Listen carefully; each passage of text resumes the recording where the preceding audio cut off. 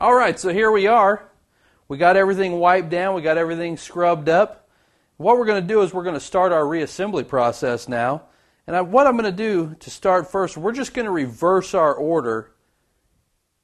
And I'm going to grab my forearm here, or forend. And if you look inside your forearm, you'll see a set of what looks to be a little set of springs. And it's just sitting right there. And also, if you look in the top of the forearm, at the one end you'll see this round cap. Looks like a brace, almost a stability bar. As you can see, these other ones lined out. And you don't see one at this end. You want to make sure the round part and the round spring is what's going to come back together with our welded ring on our barrel here, our retention ring.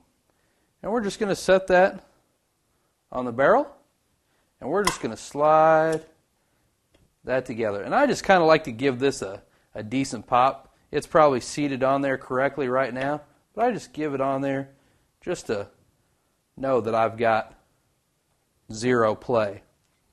And what I'm going to do is I'm just going to kind of look around. I'm going to make sure everything's lining up correctly. I'm going to make sure that it's not overhanging my receiver while it's still looking good up here.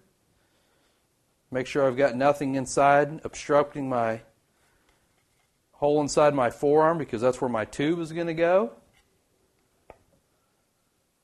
Alright, so that's looking pretty good. So the next step is we're actually going to take our forearm and barrel assembly here, and we're going to put it back onto our receiver.